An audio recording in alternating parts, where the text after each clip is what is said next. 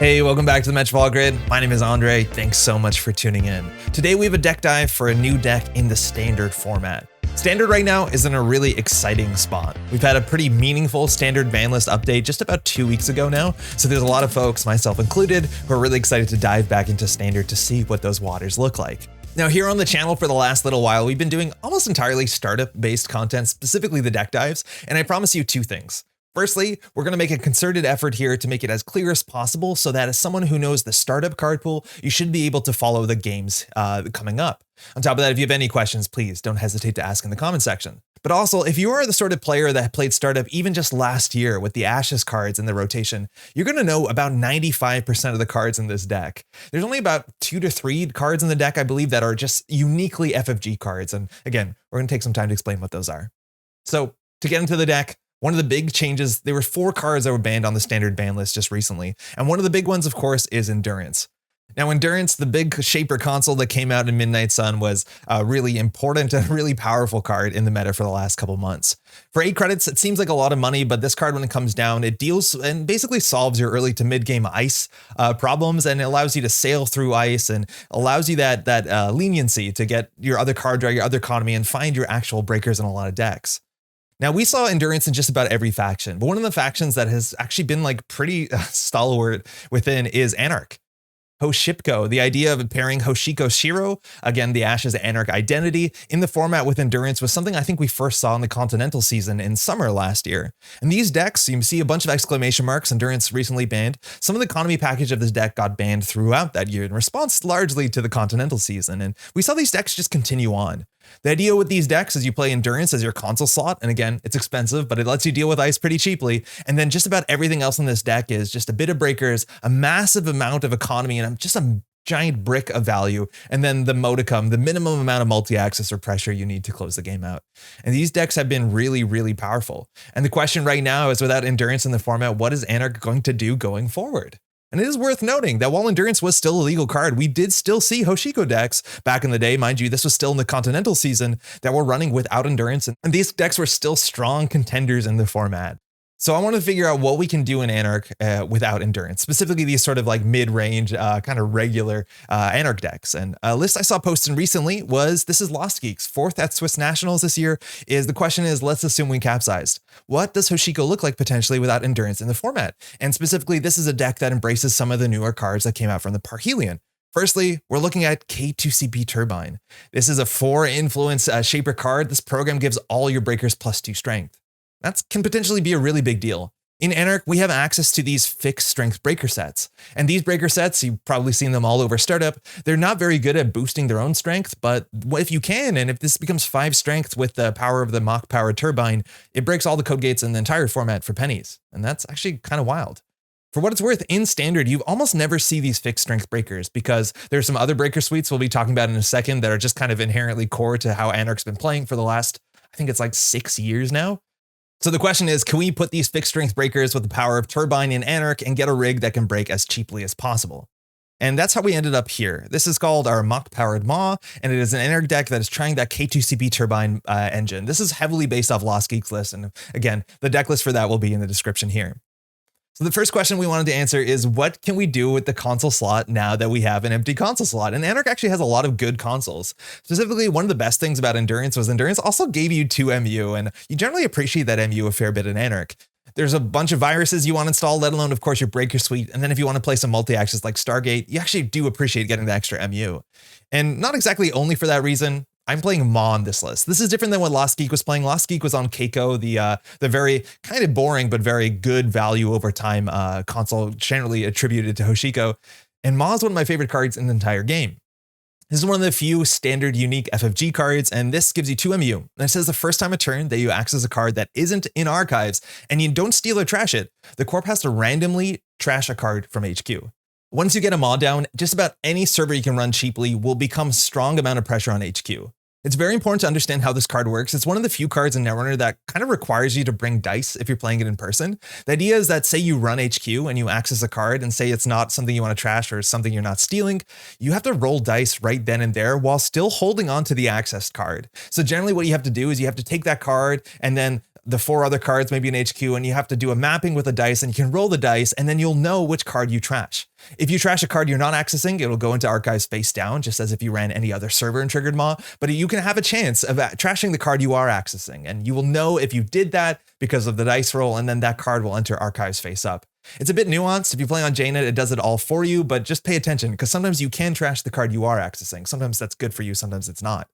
But I love Mach. Mach is such a powerful card. It's kind of flavorful and fun, but this gives you that sort of disruption where corporations who are holding onto cards in hand, obviously agendas can be a problem if they're not pushing them to remote server, but even just losing pieces, combo pieces, either fast advance or sometimes that tags and kill pressure, the meat damage cards, you can disassemble that.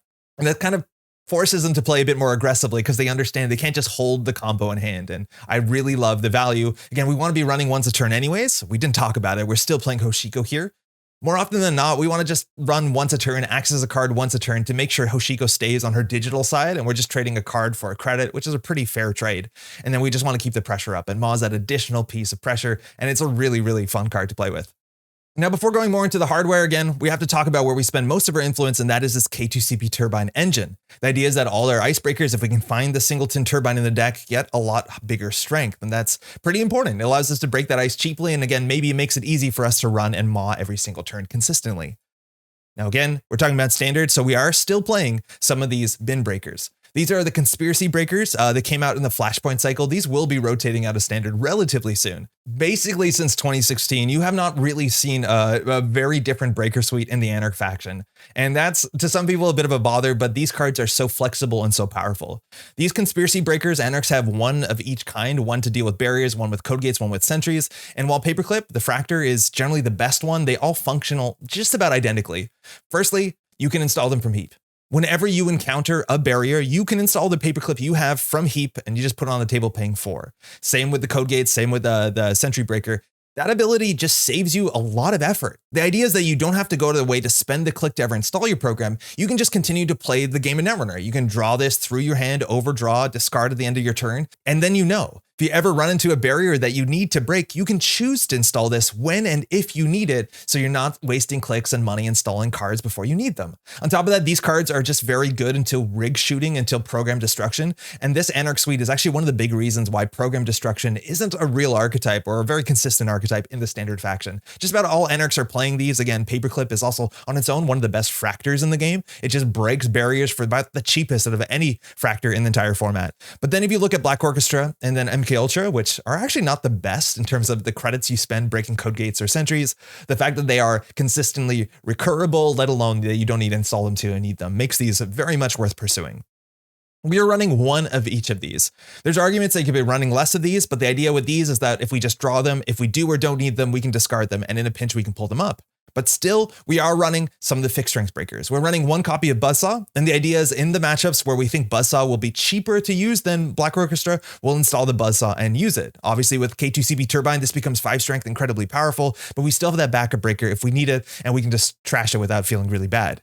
For MK Ultra, that is our killer. Again, it's a bit expensive to deal with the higher strength ice, but that's why we have one copy of Bagalter, and then it's on you to figure out which one you need for which sort of matchup. Now, Bagalter on its own is one of the best or most efficient killers in the entire format. You might have seen this if you played Startup a year ago. This thing was just about everywhere, and we're spending 4 influence on this ability because inherently Anarch actually kind of struggles to deal with sentries, and this is a nice way to kind of iron out that issue.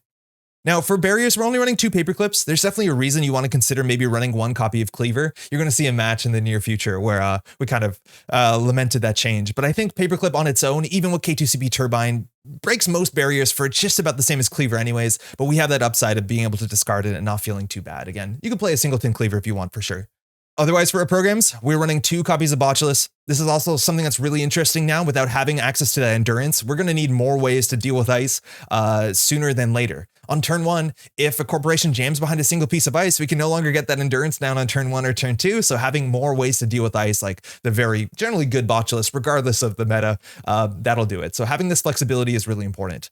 It cannot be understated that Anarchs as a faction inherently don't have consistency. While they do have a fair bit of card draw, they don't have cards like Mutual Favor or maybe self-modifying code that criminals and Shaperheads have. So if they're ever missing that one card they need from their deck, it's hard for them to find it. So I very much value cards like this that are kind of flexible and allow us to address different situations kind of the way that we think is necessary for the hand we have. We're running 3 Fermenter. Again, just one of the strongest economy cards in the standard format. This is your own virus. If they purge it, whatever, that's fine. We have the 2 Turbines, and then we're running 2 copies of Enga. This is a new card from Parhelion, and I'm actually a really big fan of it. In fact, Enga and Mach together was the reason I decided to build this deck or try to see this deck. We're trying to run once a turn anyways, and Enga forces the corporation to sabotage 3 times on 3 successful runs across 3 turns. And the idea is that if you have an Enga trigger and a Mach trigger, and mind you, the Enga will trigger first, if the corporation ever feels like they have to sabotage the worst card they have from HQ, that means the Mach is going to be even more potent. And so each turn, we're basically forcing 2 cards potentially out of HQ, and the corporation ends up in a really awkward spot. I really enjoy Enga. It's a bit of a luxury card, and you'll notice that outside of these 2 cards, we don't actually have any like conventional multi-axis in the deck. The deck that Lost Geek was playing is playing cards like Stargate, playing cards like Twinning, which I do think there's probably a pretty big reason you want to be playing these cards regardless of what you're doing in Anarch. But we wanted to go out of the way to see if this sort of disruption can equal the amount of multi-axis and can generate those additional axes you need in a game to consistently either dismantle combos or just see enough cards that you're stealing 7 points of agendas. I do think at some point in this deck series, we dropped the Enga and we tried playing Time Bomb. It doesn't take up MU, which sometimes can be tricky if you don't find a Mach early. And I think they're pretty swappable, as much as Enga, to me, is a fair bit more fun. That's our program suite. Again, jumping over to the hardware, we're back on 2 Boomerangs. This was a big staple, again, in old startup, let alone in standard as well. And it's a card, an Anarch, that you didn't see that much in the last couple months because Endurance kind of solved the issues that Boomerang was addressing. And Boomerang is still really good. Again, it's that sort of stopgap until you find your appropriate breakers that shuffles back into your deck. Maybe you can run a few of these, but I like this ability to be able to contest a remote server pretty early on in the game. We're running 2 Maw, as we talked about, our pressure console, and then we have 3 Gachapon. And Gachapon, again, from the old startup rotation, is just a really fun card. When you crack this at instant speed, it can be during a run. You can go look at the top 6 for either a virtual or a program. We have a couple virtuals in the deck that we're really excited to get down early on the table, but also all our programs. We have a lot of them, and we like having the ability to find these things either at the end of the corporation's turn, so something like a Fermenter can come in with more virus counters on it sooner, or just finding the appropriate breaker, the Botulus mid-run. There's a lot of things we have access to with Gachapon, so it turns out to be quite good in these sort of decks. On top of this, we're not very consistent in finding our breakers, so just having these 3 extra cards that can give us, admittedly, is a bit of a lucky shot, but a shot at something that we need right then and there is super valuable. Now, the event package is, again, kind of standard if you've seen these standard Anarch lists. This is, I think, our last only standard card, and this is Deuce's Wild. For 1 influence, this neutral card gives you some options. It's a modal card. You pick 2 of these in your choice of order as long as they're different. And just as a basic level, gain 3, draw 2 is fine. It's good enough on a lot of board states, but the bottom 2 are the most interesting. Removing a tag and gaining tempo on top of that, it's really rare in this game, so that's a valuable thing. But sometimes the most interesting one is expose an ice and make a run. Just getting information on what's on the board while also making a run at the same time, it can be sometimes the most important thing. And figuring out what sort of ice you want to face check into and which ones you want to avoid is really quite important. This is why it's a lot of fun. Then, of course, 3 Dirty Laundry. We want to be running consistently. Why not get paid? We have 3 Moshing. Again, one of the big things about these bin breakers we talked about is that throwing them out with cards like Moshing is no longer a real cost. It actually is super beneficial for us. We can discard our paper clips, our MK Ultras, and then they're in the bin where we can install them clicklessly, let alone we're drawing 3 and gaining 3. Moshing is just such a wild card, and it can be pretty intimidating to play, even if you have good cards in hand. But the way I see it a lot of times is if you're not going to win with this hand, you need to draw cards, you need to get credits in every Netrunner game. Just throw those out and get a different or better hand, hopefully.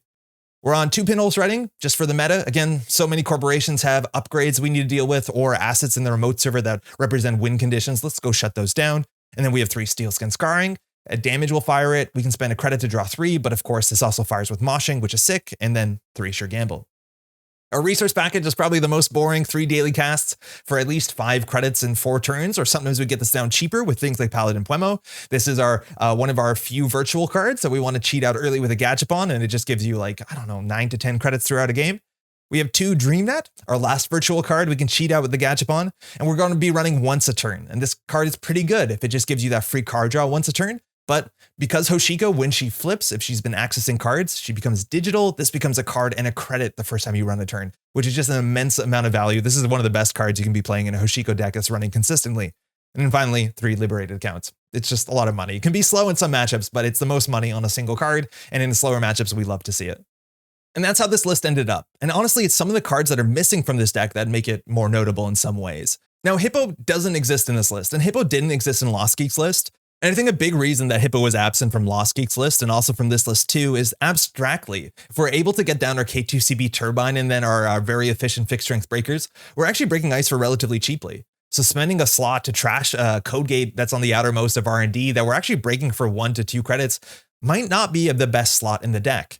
Now, unfortunately, and you'll see this coming up, is I'm not actually sure that this is the sort of deck I'd be excited to bring to standard right now. The idea that we can break ice cheaply, and the fact that we're spending a lot of influence, mind you, on this, and there's no reason you have to play Bagulter in here. From my testing so far, that ability to break ice cheaply is far from the most important thing you can do in the format. You see, there's 2 problems here. Firstly, getting all the stuff down in the right order and spending the credits on it just to save credits down the line can be very difficult. In the standard format, there's so many ways that corporations can attack you. There's different angles of attacks, whether it's assets or fast events. There's just so many decks where being able to break ice as cheaply as possible as you can in the standard format wasn't the winning line all the time. On top of that, if they're going fast, it's kind of hard for us to get all these pieces down on the table while still keeping our economy up and still dealing with other threats. I think there's ways to make that part of the deck more consistent. I'm kind of looking at frantic coding in some way, and really, if you're doing this, it's harder to play cards like Buzzsaw. There's probably ways around it, but I do think the speed of getting things set up, let alone the idea that we're breaking ice cheaply, doesn't, to me, feel like the most important thing we can do in the format. Now, again, your meta might be different. If you find yourself running into a lot of like Architects of Tomorrow or Big Ag Infusion Glacier, this can do it. This does set up well. This does break ice really cheaply if you have the time to set it up. But so far in my admittedly minimal testing in standard, this hasn't been something I'm excited about. I'd much rather use this 8 influence on something different in these sort of like regular Anarch packages. And on that note, we're going to have some games coming up. There are actually some pretty exciting ones. There's some really grueling Glacier stuff in there as well. But next week specifically, we're going to have an Anarch list where I took these sort of learnings and spent our influence somewhere else and got something a bit more dynamic, maybe a bit more interesting, and I found to be a lot more fun. But that video will be for next week. Again, if you're liking this sort of video series, if you'd like to like this video, subscribe to the channel, share it to a friend. This sort of stuff is so appreciated and it helps our channel grow. And also, if you're newer to the standard format, if you're watching this as a startup player, please, if you have any questions, ask. I'd be really interested to know if we can make standard a bit more approachable to y'all, because standard is very fascinating and very exciting right now. As much as some of the games coming up are a bit wild, I do think a lot of people are exploring and trying to push the envelope. I do think things are going to calm down in a bit. Enjoy the games. All right, we're in standard and we're playing a Hoshiko Mach list. We got some Enga for some disruption. Again, standard ban list was just updated, so the meta is entirely shooken up. We've lost a lot of stuff on the runner side, a lot of powerful stuff on the corp side as well. So we're trying to figure out what, kind of fills that vacuum. Now, admittedly, this list is probably a bit more vanilla, but the idea is here we have Hoshiko's good value proposition. We have the breaker suite that Anarchs play, let alone we have the we're going to try out the K2CP turbine engine with the fixed strength breakers and some bin breakers. And then we have Mach and Enga. We're playing against Sportsmetal, which can be quite fast, or also could just be the sort of like mid-range Glacier builds that we saw at Win Worlds last year. So we'll see what we want to do here. Early, we have a daily cast, which is nice. The Enga's like, okay. I guess we could slam that down and slam central servers as much as it's expensive. And a Gachapon could get us to any of our companions, which is really nice, or just like a fermenter would be kind of swell. I think we can maybe do better than this, but we can also do worse. I'm going to keep this and see how it goes. Early Boomerang's nice for the remote server if they push out. So Sportsmetal is really difficult. You might be seeing a lot of agendas. Again, some of the lists are running 9, some of them running up to 14, and just about no matter what we do pushes them forward. If they score, if we steal, all this stuff is good. Now, rushes like this seem a fair bit better in the format, considering we no longer have access to endurance. Not that we generally slam it on turn 1, but we'll boomerang and we'll just go check what this is. We can trash a lot of stuff here. Last click, we have some credits. We'll put down a daily cast. The Rashido, we definitely want to trash that. So we could have considered putting on the Enga down first, but then we can't daily cast. We access to cards, so we'll just do credit casts. Next turn, we'll start with 3 credits after the Hoshiko flip and another card in hand, which is a good spot to be. From there, again, we want to get the Gachapon down. We're still contesting their remote servers because they didn't res, so our Boomerang still will be put to use. At least they can overinstall it if they really need to. It's been a while since I played Standard. Okay, it's an easy thing to check. So unfortunately, if we want to play down our Enga, we can't sure gamble. So we could wait for the sure gamble for next turn. We'd always install the Enga run server 1 with 1 credit. I think we should just check this first click to see what this is. I think it's more important that we keep down their board. I think this is likely to be a 3-1 agenda that they want us to steal. Yeah, like a mega pre-qualifier. So we have access to cards, so Hoshiko will stay up. We'll see if they do cards or credits. They do card draw, which means we can actually just run HQ here. There's nothing really we can get with Gachapon besides actually a DreamNet would be a good. So let's get that down first while running HQ. Actually, DreamNet doesn't do anything, excuse me. We've already made a successful run. So if they've drawn, we want to see what they've drawn into. We're going to lose a credit next turn, but gain 2. So we're just going to try and sure gamble next turn. Let's get some accesses. Red level, okay. sure what red level tells us. You don't often see it in every Sportsmetal deck. It does allow you to break R&D lock, but that might mean a bit more fast advance with assets. It looks like they're just using it to draw 2. Yeah, they're just using it to draw 2 gain 2. So that might be the Hagen on R&D. That's fine. We can face check into that. And here we'll pull out the Gachapon. We can. Cards still in server 1. They're going to discard some. Could be a Spin Doctor. We don't want to get the Enga down until we're sure that it is or isn't a Spin Doctor. So we're going to Gachapon here to see what we can get access to. So full whiff. Oh man, that feels real bad. So we have to shuffle 3 back. So we want, what do we want back? Pinhole's not that useful. Steel Skin is our card draw. That's pretty good. Dirty Laundry is really good. Deuces is okay. I'll put a Gachapon back, but yeah, that could have been better. There's actually a lot of targets in our deck. I wonder how often that happens. So we draw 1, lose a credit. Here, I think we can start with the credit. We can do Sure Gamble, or then we can run the remote server. We're hoping it's a Spin Doctor. We'll get the Enga down next turn, but at least passively we're drawing through our deck. So Waroid, okay, interesting. That will rip our board apart. Now we just don't trash that. That's fine. We've accessed a card. So that's really interesting. They're probably playing some defensive upgrades. I'm going to run HQ again. They drew a lot of cards. There's a chance there's agendas in here. Now they might be on fewer agendas if they're playing something that might look a bit more defensive. We just removed a Pinhole Threading for the deck. But if we have no cards, oh, that's a good steal. Now, I don't love running last click because they can always draw 2 cards and not be worried about HQ pressure, but we got away with one of the best agendas in the whole deck. So that's good. Again, they've gone through a lot of cards. They drew a lot last turn. So I think that run was likely to connect. So they're on 49 cards. First ice on HQ. If we face check, again, we have to worry about things like Drafter. That's the worst case. We have the Enga now. Let's Steel Skin Scarring for some options. This is really good for options because we have 3 breakers and we have a Moshing here. We can also get rid of the Steel Skin, which I think is fine. What breaker do we know we need? We're pretty sure there's a Hagen on R&D, which is okay. We don't want to hit Drafter if we can avoid it. And Gatekeeper would be the bad code gate. Let's draw 5 cards. We can get the Enga down. We also have the Mach. We haven't seen a Magnet yet, which is kind of the thing that deals with Botulus. So I don't want to run second click because we're likely to hit a Fairchild 3. So I think we can just set up here. Again, Enga fires on Archives, which is quite a nice place to be, as much as server 1 might be a Spin Doctor. But here we can discard some cards easily. We can do Enga run Archives. It kind of lets them feed us small agendas that they want us to feed. So I think we just need to get accesses on HQ in the next couple turns. So I think we're going to just click for credits here. Maybe we'll draw once, throw out a Paperclip, throw out an Enga. It's unique. Yeah, we'll just click for credit here. We're going to flip back, which is fine. So we'll throw out the Paperclip, we'll throw out the Enga, and then we'll throw out the other Paperclip. Yeah, of course. They could score out here. Again, their Mega Pre's are 3/2s now. Server 2, Spin Doctor. Okay, it's good that we flesh that out before we drop down our Enga or our Ma, because that is recursion. And if you don't know Ma, again, 2 MU is a nice start. It is pretty expensive, but if we can make some cheap runs, this will be quite good as it causes just disruption, which is a strong place to be. I'm worried this is like a ganked server. All right, let's start getting some accesses. We can either run the Spin Doctor or run Archives. I think I'd rather run the Archives because at least we're going to access cards. This might not get a flip, honestly. They didn't discard a card this turn, so there's a chance. Yeah, okay. They're just letting us in. Hyperloop, that's 3 credits for them, let alone 2 credits or 2 card draw. They went for the 2 card draw, so we want to go HQ here. Mavirus in there, so we have to watch out. There could be a Mavirus in server 1, but it's good to know where that is. So we are going to flip this turn. We can get done the Maw. We probably want to contest the Spin Doctor. We probably also want to run HQ here. It's going to be a bit expensive, but I think we can do it. We'll just run HQ. They have 18 credits, so they can res anything, even just like a tier, and I think they're on something bigger and scarier.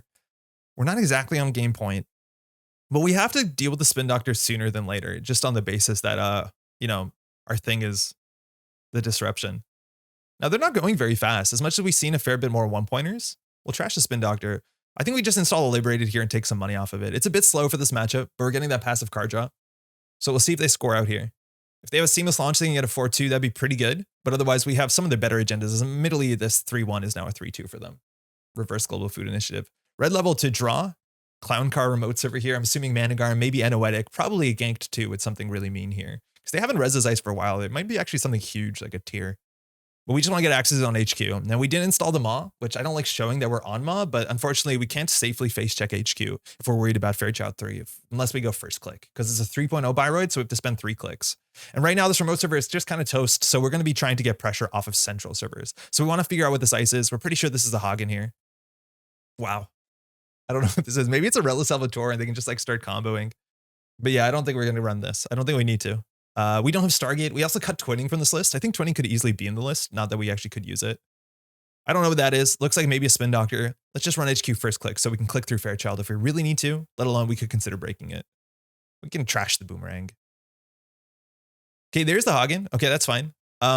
We could break it. It would be, this would go down to 5 strength. I think we can just let that fire. It doesn't actually do anything besides end the run, which is okay for us. So we know what we need to get through that, which is just paperclip and money. So next turn we can do Ma Enga. I'm going to check what server 3 is. There's a chance it's a spin doctor. Otherwise, I'm not actually sure what this could be. Maybe just a Rashida somewhere. Yeah, it's a spin doctor. We want to get that trashed. And now they're going to shuffle 2 cards back in, spin doctor, and red level clearance, which that would be their final red level clearance. So I'm going to get that down. And I don't know, we could show the Enga here. I kind of like the disruption. Again, you do the Enga first and then the Ma, so the Ma is more likely to hit something nice, and I like that a fair bit. We're going to be drawing a card. Oh, actually, we're not going to be drawing a card this turn. I think we want to be drawing a card. The other option is we put a Botchus on HQ, but I don't want them to ice up a bit better. Let's just show the Enga. Otherwise, what are we drawing into? We have all their breakers. We have enough money. Let's just get this down. They can't purge this. There's a Rashida. They're going to be drawing a lot of cards, so there's a big chance they'll have another ice on HQ here. But they have 11 cards, and they can only generally install 3, maybe 4 cards if they're lucky with red level clearance. So there's definitely agendas in HQ here.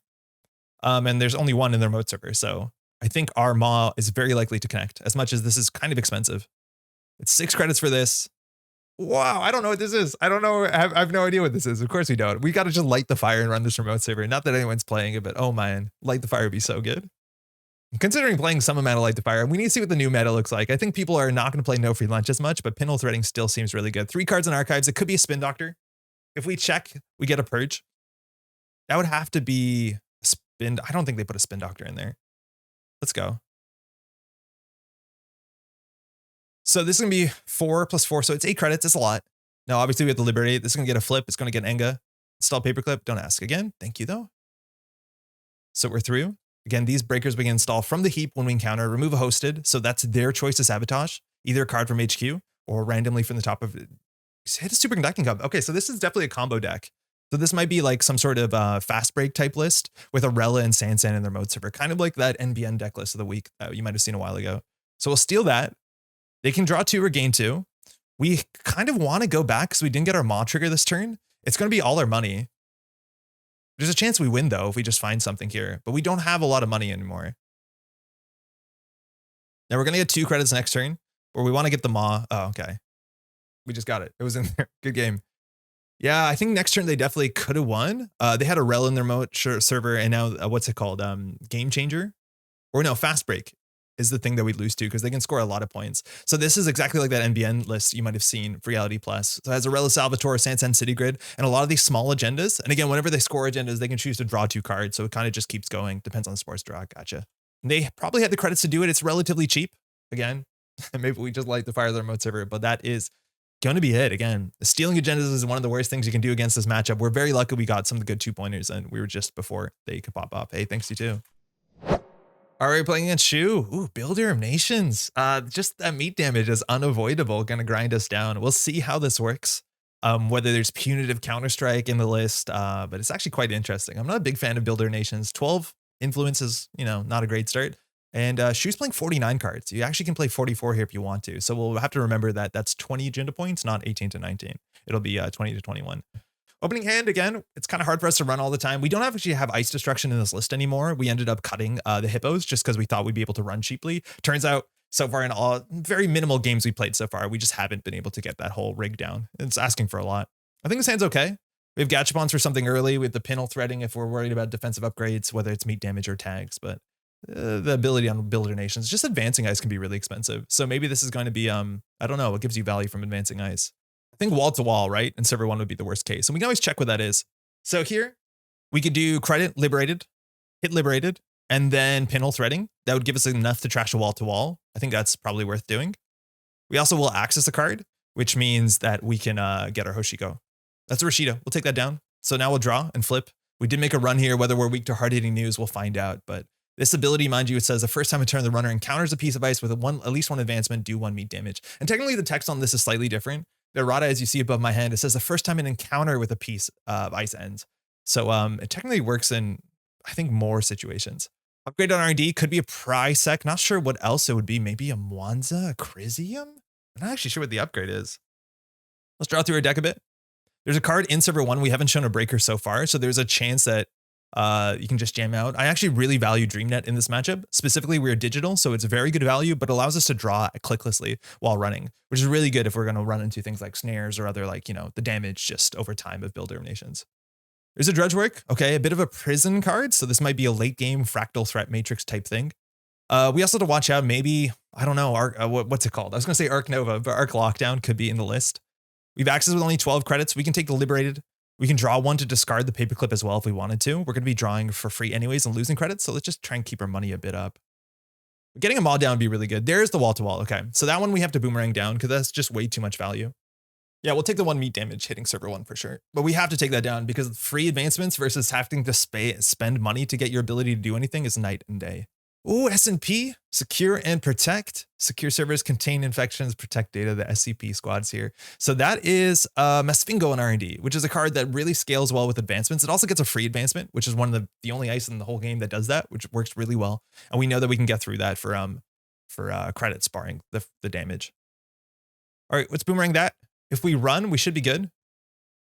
We probably should liberate accounts first. This could be a mess in Chesso, but actually that can't be res. So it's just a mouseless.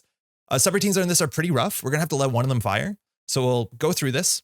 Again, this gets better subroutines when it's triple advanced. So it's either take a tag, take a net damage. We're going to take a damage anyways, or the corp gains 1. So the damage here is like not the best. Shoe gaining 1 seems like a lot of money when you're on 0, especially because we can run HQ this turn, let alone run R&D, and the upgrade won't fire unless it's like, again, maybe it's a Mwanza City Grid. So I think here, maybe just take the damage. 1 credit's not a lot. 1 credit's not a lot. So we're going to take 1 damage here. We lost the Dirty Laundry. We bring this wall-to-wall down for 3. Shuffle the boomerang back. Yeah, okay, we got the card and credit off the DreamNet we've accessed. So the question is what we do here. On 1 credit, we know that this is not, what's it called? We know this is not an ice wall. So we could always like liberate accounts and then Dirty Laundry R&D. It gives us 3 credits to trash a price deck if we really want to. This is a bit more aggressive than we need to be. Hedge fund off the top, and it's a Chrysium Grid. Okay, so that's good to know. The Chrysium Grid just stops runs from being considered successful, and click for 3 credits makes a lot of sense. Again, if we force Shu to draw or to res a Mesfingo here, I think we're okay about it. Turbine is the one bad card we don't want to lose to damage because we have no recursion for it. And Turbine means we deal with Mouseless for 2 credits when we get our Buzzsaw down eventually. So I think here we can just like moshing away our hand. We'll keep the Turbine. Again, I don't think we're in a like we really have to run here. We have the Enga, which just puts on HQ pressure. I think we can maybe put those 2 down. We have to worry about Colossus, which is an advanceable ice that trashes stuff, but Shu's side of the board, it's not going very quickly. So I think we can kind of match that speed. All right, we just have breakers. We don't really have an economy barring the fermenter. We should get that down. Steel Skin's really nice for the moshing, but it's just kind of hard to mosh. We probably draw once. We're not going to get our Hoshiko flip here and then mosh away a bunch of cards there. All right, Shu got through that hedge fund. It's the only card in hand we know and a second ice on R&D. Playing around Stargate, I think that's why the Chrysium's there, let alone Finality as well. All right, let's draw once. It's a Maw. Are we excited again? I think there's very likely to be an agenda in HQ. The problem is if we face check into Mesfingo, we can lose damage, and that can be a problem. So let's throw some cards out. This is going to draw 5, which is a lot. We have clicks to install enough stuff here, so we can just get this down in Paladin Puemo. Just that Anarch economy you're expecting to see, and we didn't run. Even running Archives is worth doing because we get a card draw off this and then a card and minus a credit. Okay, that's been iced up. Okay, so it's all about funding our breakers now. We have access to Paperclip, which does the barrier thing. We don't have a decoder yet, and we don't want to lose these to damage, that's for sure. So again, I think nothing's happening really quickly here. The advancements are expensive, so we can just draw up and play a bit of a control. So we can put down the Gamble, we can put down the Begalter. Yeah, Maw's back, it seems. That's kind of our hope. Okay, so we can drop once more here. So we can throw out the MK Ultra. That means we don't need the Begalter as much as we would like the Begalter. In terms of advanceable sentries we're expecting to see, it's just Colossus, and Begalter deals with that relatively a fair bit better. So I think we can just do, again, we don't need to play this. We can just play these 2, just so we don't lose them to damage, because we have enough economy in our hand, and losing this to damage is fine. We're probably going to try and mosh it away. Now we're going to need them all. Like that's actually a really important thing here is we just don't have the MU. The cool thing about this ice is that it's still taxing, or at least the Builder Nation's ability is still relatively taxing. Card on the remote server. Not sure what we can be worried about here. I think the worst case scenario is still just another wall to wall. So we need to draw through our deck. I think we can mosh away. The daily cast, the Boomerang, maybe. We're getting close to having a really good breaker suite. Like we're just short of the Buzzsaw. So I don't think the Boomerang is as important. So we'll get rid of the breaker. We'll get rid of the economy. This is a 5 credit econ card that we can cheat out with Paladin versus the 4 credit burst from Sure Gamble. I think the Sure Gamble is actually worse here. All right, unfortunately, we haven't drawn into our decoder. I think we can still consider running here. We can run HQ, get an access. I think there's an agenda in there, very likely. I don't think we have to dirty laundry. We still have to worry about border control to some extent, but we can run HQ. We have to worry about, again, we haven't seen any agendas, and I think if the density is low, it might just be 5/3s with what's it called, punitive counterstrike. There's a dredge work. Actually, that is a card that we knew. That means that there's no agendas in hand. I think just trashing this is okay if we're on Enga and some sort of destruction. So we'll get that trashed. Our money's pretty good. We'll install a daily cast for 1 credit, or sorry, for 2 credits for 1 credit fee room. We'll just take some money here. Now we're going to get our ability with Hoshiko. We get a card draw if we're running HQ. Rashida's really good, obviously, but this means that it's very likely that Shu has some agendas. So now running HQ is in a good spot. We just need to find our buzzsaw. We need to find our maw. Spin Doctor. Okay. So running archives or running HQ is really good. Again, that's so far we've drawn 6 cards in a single turn. So there's definitely agendas in HQ. We did trash a dredge work, so that's not great. But now we have to pressure archives or HQ. Actually, just getting popped to put something into the remote server. So this means that we're shuffling back non-agendas. SCP, probably going to find something like an Adudidwa, which is like the big advanceable ice you really want to play, like long glacier. And the dredge work comes back, unknown card in server 1. Okay. So here, again, we just don't have a decoder. So we hit into Mouseless. It's just annoying. It's not the end of the world. It's annoying though. There's a chance that any sort of damage is going to hit our steel skin scarring, which is fine. I think here we probably want to check server 1 because I think just keeping down the wall to wall is the most important thing, as much as their ability is only once per turn. We'll run server 1 here. Again, successful run, we get a card and a credit off of the Dreamnet. And I do think there's agendas in HQ, but I'm worried about the wall to wall. All right, it is a border control. Okay, so paperclip can come down. It'll be 3 strength. We break this for 2 credits. That fills up our MU, which is a bit ugly. But I think it's something that we probably just need to do if we want to threaten this remote server. It's good to know where those are. Again, it means that we can plan contesting the remote server if we need to. And if it's popped on this turn, I think we're okay. So this just fires, unfortunately. Triple advanced is a bigger deal. Oh, the damage hit the, what's it called? The steel skin scarring. We actually have a black orchestra as well. So in a pinch, we can always use a black orchestra with the Mouseless, with the combination of turbine. It's okay. We lost a dirty laundry. Maybe we should dirty laundry this server. And I do think it's a wall to wall. Maybe, yeah, there you go, wall to wall. Maybe we'll get border controlled there. So wall to wall down. That's the second one. So we definitely want to clear the tag here. We have too many cards in hand. So I think we want to play the sure gamble.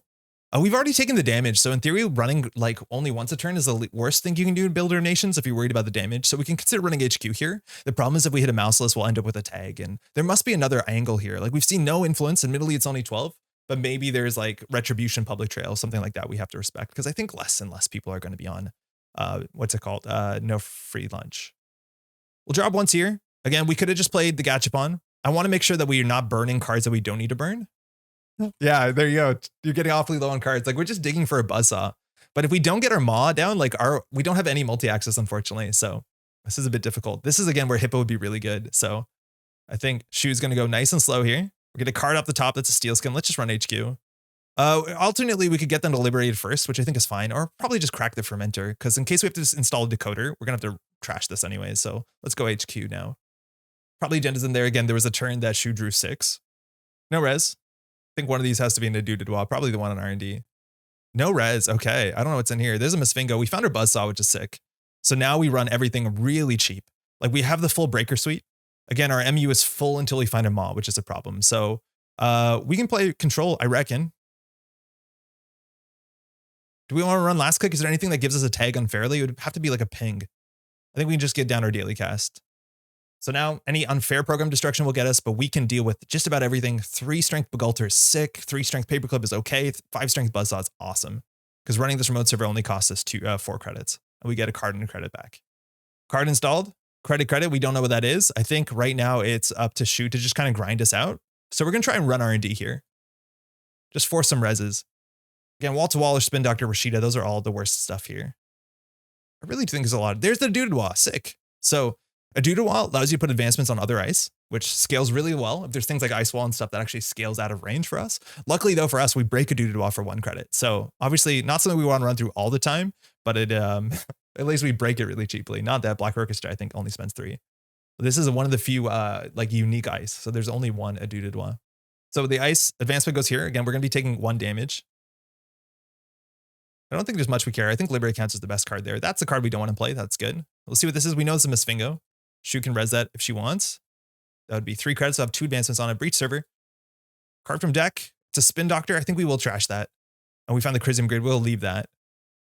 We have the Enga, which is good disruption. Unfortunately, our MU is full, so we actually can't just play it at all. I think we can run HQ here. We can run the remote server as well. This is 2, 3, 4, and I think we want to run, again, as much as we can in a single turn because we've already taken the Builder of Nations tax. So this is 2 credits. Again, if we played Cleaver, this would only be 1 credit, so maybe it's worth doing, but at least Cleaver doesn't scale well to like advanced ice walls. It does scale well into Masvingo, though. So this is... We'll break it for 2. Get an access here. I do think this might be some damage. Anoetic Void. Whoa, okay, that's a lot of influence. So we're going to discard cards here. We can throw out the paperclip pretty easily. We want to avoid throwing out cards. So we'll just get this down, and then we'll hit it once. But we just want to avoid throwing out cards because we're going to need our hit points. Like in theory, if we install no more cards, we can only run, you know, so many more turns. Card in server 1. No idea what the agendas are in this deck. And I'm worried about this due to why. It only advances ice though, which is the good thing. All right, we have 1 Maw on the bottom 8, so if we can't get that together, we just don't have any pressure. We're just going to keep running R&D because it's really cheap as much as the advancements might kind of scale away from us. And eventually we do have a Cleaver in the list. Actually, we don't even have a Cleaver. I think we're on 2 paperclips. We should have got a paperclip for a Cleaver just because it deals with Masvingo way cheaper. Half price. The Masvingo will have 4 in the run, so we break it for 4. It's expensive. We lost the Paladin. I have no idea where the agendas are. They must be in R&D. Maybe there's one here, but if anything, it's a 3-2 agenda. So barring, what's it called, would be bad. Above the law. Otherwise, I think we're okay. Not resing to Duduwa, card from deck. It's an Afshar. There's agendas in here, right? There must be agendas. So now putting down the Enga is rough. Well, obviously MU is the bigger issue here. I think we can go HQ again. There must be agendas in here. She doesn't have a lot of money to res. A Ket. All right, we're just going to keep going back. So we know a Ket. We know there's an Afshar coming off the top. And Weddick. Okay, that's more influence. Let's go one more time. It technically risks a ping, so I want to try and avoid doing it. What would we actually do with our last click? I don't think we're installing the Gachapon, so I think we'll just take 4 credits. We can discard the paperclip. All right, 12 more hit points.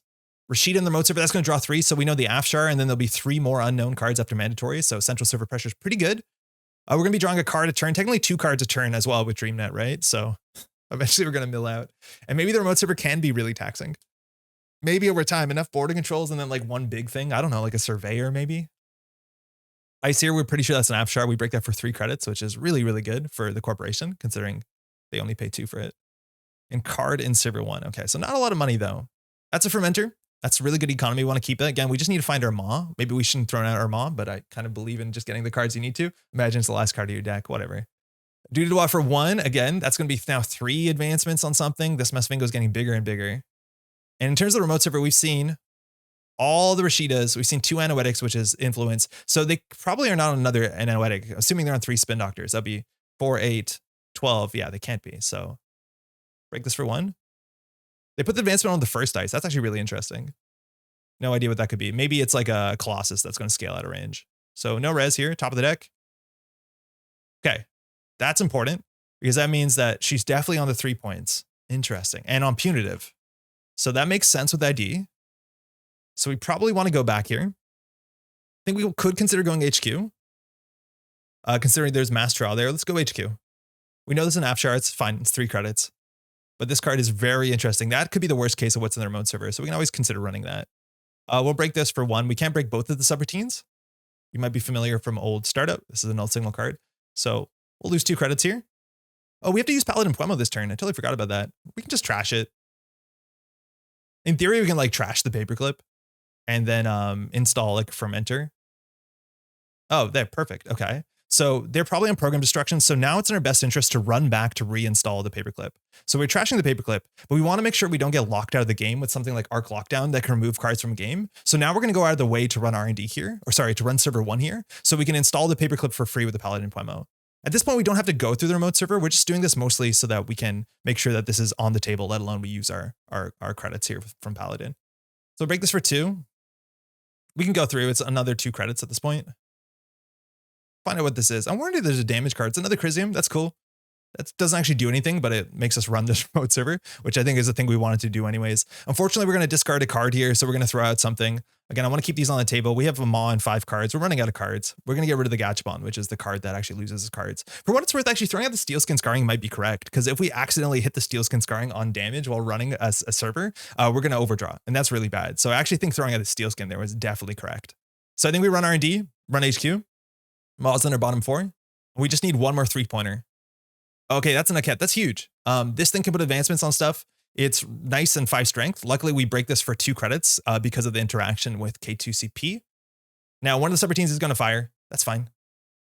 Eventually, this Mustang is going to be really good. But if we're worried about punitive Counter-Strike, I think we're in an okay spot. So we lost the Dream Net. Okay. Again, this we break for 1. Breach server, top of the deck, hedge fund, UG, Chrysium there. Okay. So we definitely need to get this down. Technically, she could fire Snare. We'll run HQ. We're going to get this down last click. If we steal 1 pointer, it'd be slightly cheaper. But this is the most economy on a single card, so we want to get that in. And we know there's a Chrysium in the remote server, so hedge fund off the top. Once we draw our Mach, we're in an okay spot. Huge Miss Vingo there. I think she's resing that because it's actually protecting something. That's 6 credits for us to break. That drops us to 9 credits. I think we just let that fire, unfortunately. But we can just get this thing down and hit it. Again, if the agendas are in HQ, they'll be there next turn. And she cannot hedge fund, which we know that she has in hand. Okay, we got our Mach. That's sick. Obviously very expensive, but pretty sick, because that means we actually have disruption and another angle of attack. This also opens up our MU for things like Enga. So I think we can afford to do this turn. We know nothing's going to happen to us. So we'll get the Mach down. We could have actually done that last turn or next turn because we'd have more Paladin credits. I don't know if we run this turn. Maybe we run Archives, but not that Mach fires off of Archives. So I think we just get our money and then we can get down Fermenter. Admittedly, this now becomes hit points that are an issue. Oh yeah, I wish we do have a single cleaver. That would be kind of sick. We break this for 3 credits. That'd be nice. So we don't want to run this turn. Well, we kind of do. We kind of really do. This costs us 2. This costs us 1. This costs us a worst. Unstoppable Ice Prison. We just need to find that one agenda, and the hits with Mach are really useful. I think we could consider running R&D here. Yeah, I think we do run R&D. We would unflip if we don't. We're going to draw a card if we do, but we're going to lose a card anyways. But we're going to run out of points. I do think putting out a Fermenter is like the best economy card we have, but I think clicking for credits might just be good enough to close this game off. We just need 1 good access. So that's 2 credits. We only break one of the subroutines, the end the run. So that fires. That's a credit and an advancement, and it can be on any card, which is super useful. This is one of the few ones that doesn't only advance ice. So a Dududois now puts 6 advancements, so you can res this a Dududois, or sorry, the Miss Vingo behind it, which will be incredibly expensive. Maybe we shouldn't have ran here. Forgot that I think we have the money for this. Oh no, actually, this is gonna have 7 advancements on it. Yeah, we probably shouldn't run this. Yeah, I forgot. So we only spent 3 credits so far, but yeah, we know this has 10 subroutines on it, which is a problem again. Yeah, okay, thanks. All right, we didn't gain any information besides actually where the advancement's gone, but I think that would make sense. So she was kind enough to let us undo that because we knew there could be easily 7 advances on this, which means we can't break. So I don't think we're gonna get a Mach trigger this turn. We can get the Enga down, we can run HQ, but I think we're just gonna get money. So I do think the Fermenter is probably worth it. The question is how to get enough credits soon enough. I think the Fermenter is probably the best thing here, as much as it is a hit point, unfortunately. So we have a rig. There's a hedge fund in hand. If she doesn't play the hedge fund, that's actually really interesting. Oh, I think she did. She did. Okay. Because that might mean she's protecting something. Now we know there's a Chrysium in here. We know this is a border control, of course, but this is the cheapest server to run. So we could consider getting down our Enga, which is really good, and then getting some more disruption. She can sabotage from hand, and then the Machs get a bit more powerful. But I do think running server 1 here is the easiest thing. Now there's a chance that this is Fractal Threat Matrix, which eats cards off the top of our deck if we break subroutines, which like, okay, that's not good for us, is it? I don't know if the 3 accesses from Enga are worth the hit point. All right, well, we just need 1 good access. Let's check what this is. Again, she knows we can run this, so I'm worried that this is something that's bad for us. Even just like a price act doing enough damage would be good. I think we're just gonna run out of cards before we get enough accesses. There's a chance that we can give her 1 credit. Let's see what we lose here. We lost the Steel Skin, so we drew everything. So at least the Fractal doesn't do anything. But I think this is a price act. Oh, it's a wall-to-wall. This is the first time each turn you access a card non-archives. Okay, so it will fire off the Chrysium, which is a liability to Shu. She might actually wanted to trash the Chrysium. So we will trash that. Free advance is not good. We won't trash this, so then Mach fires. So now we can run Archives. A random card was trashed.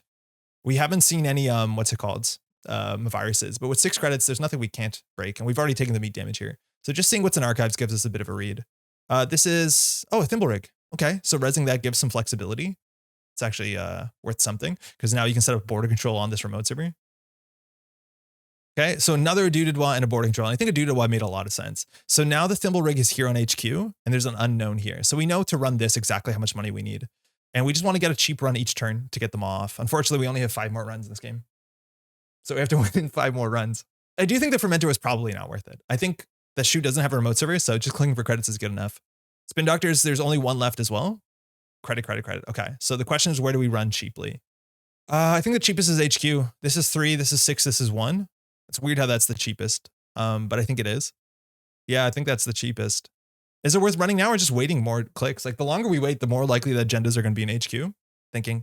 So we know that she's on 49. So that's 20 agenda points. So assuming she's on 3 SDS drone deployments, that's 9 points. And another 3 3-pointers, that's the minimum she can play, and that's 18 points. And then there's 2 divested trust. So that's the case. The least amount of agendas she can be running in her deck is 8. So with 15, 16, 17, 18, 19, 20 cards with 6 agendas left, those are pretty good odds. It's like 1 in 3. So I think we can consider running HQ here and then just clicking for credit. I think they're reasonable odds. And the best case of this fails, like we still get a Mach. Oh wait, I didn't do the math. 6, 7, 8, 9, 10. No, it's exactly enough credits. There's no agenda we need credits to steal, he says confidently. In theory, we definitely should have hit Liberated first here. All right, we lost Boomerang, that's fine. It's not cheaper than any of other stuff. It's just a stopgap for the early game. So we see a card here, and again, if we don't steal or trash, which unfortunately we can't really trash, we probably want to trash the Spin Doctor if we could, we get the Mach trigger. Thimbleweed can be moved around. Again, start a turn and when you pass it, it's a very interesting card. This hopefully could be it again. Okay, border control on HQ. There's something. Look at that. Look at that. Seems like there might be something in HQ this turn. So that means to go back, it's 9 more credits, and I think there's an agenda in there, unless that's some really nice, unless that's like some sort of theater, which I'd appreciate. So I think we can just crack the fermenter and then just go back in. Again, we want to be making sure we're getting our accesses each turn on the basis that we like simply, as much of our economy is gutted here. We can't afford to run once a turn, lose a damage or take a damage and not get an access. Man, I wish we had Cleaver. He's so good. All right, we get an access here in a Maw, so it's good no matter what happens. There's an Ucket. We Maw an unknown card. It will tell us if we Maw the Ucket. In theory, you can Maw the card you've accessed. Okay, only 4 more runs in us. Let alone if we see a snare or something, obviously it's a good game. And if we have no cards, we just can't win the game unless we can make a run on a server that has no ice on it, or advanced ice, excuse me. And then Mass Bingo will surprise you. I think we have to watch out that that's a Spin Doctor. What was advanced? This card here. Okay. Oh man, our ability is now just a liability. At least we have DreamNet. That could be a Spin Doctor. So I think we can just click 4. We're going to have to trash a card here to, what is this? Trash one of your installed cards. So we can trash the Poimo itself. That's fine. The DreamNet technically is worth doing something. Again, if she was just on SDSs, like, can't really do much here unless there's a bunch of Trickle Lights. So Hashiko, we'll just trash the Poimo. Could have ran Archives there. Again, Ma doesn't fire in Archives. It's a non-archive server in which we don't steal. Double advance, triple advance, divested trust. Yeah. I win before that triggers, right? So I think we win before that triggers. When the runner steals another agenda, you may forfeit this agenda to gain 5. So if we get to... So I think she just realized that actually when we steal a 3-point agenda, we win before the text actually matters, which is really funny. So we're assuming, again, it's all 3-pointers in this. Well, that does nothing. But yeah, we know there's something in here. Again, this is 9 credits to run. So we can just do credit, credit, credit, credit. We're short of running. We can always run Archives to see the unknown Maw trigger. I think there's a chance if she rushed this out, but maybe this card is just good enough. I think we can just click 4 here. It's all about that last Spin Doctor. We can afford to run Archives. It's like very unlikely to be the last Misfingo, which is the only hard punish here, because everything else we break for pennies. Oh, it's the last Misfingo, but in the other way. Okay, that's good to know. So we'll just click for credits because we're pretty sure there's an agenda in HQ. Again, I just don't want to install the fermenter as much as it will be more money than clicking for credits. We only have 4 runs in us, at least if the ice is advanced. We also know that these cards that are advanced are not border controls. So the only card that could possibly be a border control is on Archives here. So again, we're assuming 8 agendas, and we've seen 3 of them. So there's 5 in 18 cards. So again, that's a 1 in 3. So just a single access can take us there. And if it's an SDS or like send a message, might be the other 5-3. I don't think there's another 5-3 that jumps to mind. Maybe the one actually that does meat damage, City Works project. That would make a lot of sense with the ID. At least that's installed face up.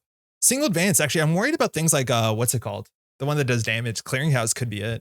Can we run this server? Yeah, relatively. 3 advancements. I don't know what that would be. If it's a Mouseless or Hortum, that changes nothing. If it's a Colossus, it's 9 strength, no, 7 strength, excuse me, I think, which is expensive. The Splig Altar hasn't done anything, but of course it hasn't. So even if that is an agenda in the remote server, 1, 2, 3, and it could be an NGO front, right? Like if it's 1, 2, 3, 4, if it is a 5-3 agenda, Shu can't score it out. So I think it has to be an NGO front. So 1, 2, 3, 4, imagine it is an agenda. That means that there is still 4 agendas within 17 cards. I'll take those odds. Again, this is 3, this is 6, so that's 9 credits. We access with no credits. I think technically we should access with 2 in case we hit a Spin Doctor. Fishing for single X's. Again, we could have had twinning. There's other cards you can add to this deck, but I was hoping the Engama would do enough damage. Unfortunately for us, we just filled up our MU. Oops, whoops. Okay, imagine we broke the end of the run. We wanted to break the end of the run. That's cool. Okay, 6 credits here. Shoot can't fire snare. And I think influence means so unlikely to hit snare. It's a pinhole though. We could have checked what that is. Aket. We saw that Aket, and now we actually milled the Aket. So that is the one Mach trigger. So here we're just clicking for credits again. So unfortunately we mod the card that we're accessing, which is the one we knew, and it's the one that we don't care to mod. So see what this is. Just like having to reinstall the paperclip is expensive enough, but I think this could easily be an NGO front. Yeah, there you go, NGO front. So now 7 credits. We're weak to public trail retribution. We just don't have enough money. There it is. There's a CityWorks project. So to access this, nice. We need not only 4 credits or 4 cards, we also need the card from running it. So that makes a lot of sense. We should have seen that coming as the other 5-3. So these are entirely safe. So we have to hit these off of central servers. Again, running HQ, 6, 7, 8, 9 credits. We just need to get to 9 credits. We have no way of doing that besides just clicking 4 credits. We can't run the server. At least if she scores that out, she has to score out another 5-3. So the game's going to go on for a bit longer. We also lost the credit that turn because we accessed a card. So only if she top stacks a Spin Doctor, that's what that could be. That you install instead of advancing this out. That's the only downside to this, is that's a Spin Doctor. It's a Drudge Work. Oh, that's really good. So SDS goes back into R&D. SDS, what? Both were in there? So there was 2 5-3s in HQ and we missed them. And it's probably we missed them over a bunch of runs because I think she just top decked the Drudge Work. That's so rough for us. Oh no. Okay, so now we know that there's 6 points in R&D. That's really important to know. Now we know to run R&D that this is going to be a 10 strength. So that's going to be 10 credits. This is 1 credit and this is 2 credits. So it's 10, 11, 12, 13. So we need 13 credits. So we can get 1 good run on R&D and not this turn, next turn. Now she probably just has to score this out. Drew an unknown. That's so bad. We missed them on centrals. We also had Maw. Like we not only missed them on the axis, we missed the Maw. That seems to be a Spin Doctor. What did she advance? Oh, she just clicked for credits. I think that's a Spin Doctor. We'll check what this is. If it's just like anything that does damage, we're in a really bad spot. Like if it's a snare, we lose. It's a Spin Doctor. She doesn't want to draw here. That's the last Spin Doctor. So we will trash that. That's probably what she top decked. So we don't know anything about HQ, but we do think all the agendas are in there. And now like she has to figure out some time how to score this out. And she needs to do that sooner than later. I think she might want another piece of ice somewhere. But now she scores this out. So there's 1 unknown in HQ. She in theory doesn't have to score that out. Not that it changes anything. But we get 1 good access here. So this we go through for 2 credits. Puts an advancement, worst case, on the Dudedois. The Dudedois gets another advancement on 7, dropping the 7 on here. So we know this will have 10 advancements. She can res it for 3. That's why she was clicking for credits to make sure she has credits. We also can know that we can run this just to get a cheap mob, but I don't know if that's worth it. So this is going to be 10 credits. This is 11. This is 12, 13. So we can run R&D here. We don't need any cards or anything special to access either the CityWorks project or the SDS. Again, assuming there may be 1 agenda in hand, say that there isn't. That's 1, 2, 3, 4, and then 4 cards in R&D. So nearly a 1 and 2 between. It's like a 1 and 2.5 on R&D. So I think we just have to take the run there. Again, as soon as she top decks the CityWorks project, we can't steal it. So we need to hit them on central servers. This server is just about as expensive as this server. And we know that the agendas, 2 of them got shuffled back. So I think we have to take this. Again, just want to do our math right. 2, and this will be 3, and then this will be 10. So that's 13. Do we click for credits first? Again, the manga doesn't really matter. She just trashes the worst cards from hand, let alone we need the hit points. Let's go. So we can't break all the sub-routines on this one. So we only break the end of the run. So that's an advancement. That will go into a Dudedois. I've never seen a Dudedois get this big. All right, we lost our hit point for the turn. We do die to snare here. That we break for 1. So if we did our math right, again, 10 advancements here on the Misfingo. If she reses that, she goes down to 6. It's 11. I did my math wrong, but luckily we clicked for credit. Ooh. I don't know how I did my math that wrong. Single access, card from deck. Ugh. We know she's drawing into a mouseless. And then next turn, this is going to be like 18 advancements. Like, what are we doing? Now we know she has a mouseless. We did just technically maw an unknown card. I'd be very surprised if it was an agenda. So she can just draw. She needs to draw into and put something in the remote server. We haven't seen enough NGO fronts. We know that that could either be an NGO front. In theory, could be an SDS drone deployment. It's not a Spin Doctor. It also couldn't be Rashida. So we can always consider running archives. We know it's not a Mesfingo, so it can't cost us that much to run. I think we just click for credits and get one more access on R&D at some point. The problem is like, no, we can't actually run R&D anymore. This is going to be 3,000 credits. So we can check archives to see if the one card we milled is the agenda. Again, recursion cards, dredge work actually works. Oh, it works on archives. I didn't realize that. I'm going to respect that and run archives here. I totally forgot dredge work works on archives. So there's a chance that that's a dredge work to save, but she could have done that this turn. Oh. Oh, wow. Absolutely buck wild. Just clicking for credits there at the end. Runner 168 credits gained. Just my ice prison failed. Full ice prison. Oh man, I have not seen anything like this. Generally, like the builder nations, it just gets ground out. But like this ice is just hard to deal with. Ways to deal with Misfingo. You need something that breaks all subroutines at once. And there's not a lot of cards in the format that do that. Like scaling out on that works. Yeah, we talked about this before, trashing the Chrism. So this is what it was, a Colossus on the remote server, or sorry, on archives. So there was a Colossus on archives, and we ended up breaking it for 1 credit as long as we have 3 credits. So we were safe there. And wow, what an absolute prison. Absolute prison, just clicking for credits. I can't believe we almost messed the math up on that. The first time we ran it was obviously a huge mistake. But yeah, dude is really technically powerful. The thing is, like, ice like Misfingo, I like a lot better in terms of like prison late game scaling than ice like Icewall. Because Icewall gets beaten by Botulus. It gets beaten by anything that breaks one subroutine, right? Boomerang. But anything that goes wide, there's very few cards in the game that deal with that. We're in standard. We're playing against the outfit. You take a bad pub, gain 3 credits. That can be really good. And the deck list of the week from 2 weeks ago, I think is actually well positioned into the modern meta. We have less endurance. Maybe there's a less tag tech as well. If less people are playing around Drago. Best of luck, have fun. And early ice can be really scary. Things like Trebuchet are well positioned. Things like Bulwark are really well positioned. And we can have some tricks to deal with that stuff. We have cards like, I think Boomerang is the only way we can deal with it aggressively. But otherwise, we have good economy. If we want to play around economic warfare, hard-hitting news, the Enga might do something, but it's probably the cutest card in the deck. I wonder if we should just play Time Bomb. That might just be good enough. We'll keep that.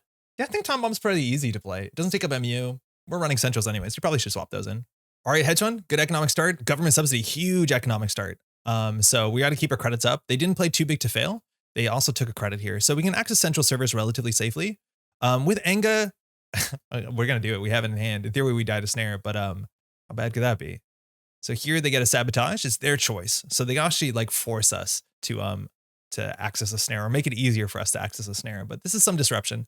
Hard-hitting news in hand, good to know. So I think here we're not installing our liberated accounts. We're just going to take a credit to make it slightly harder.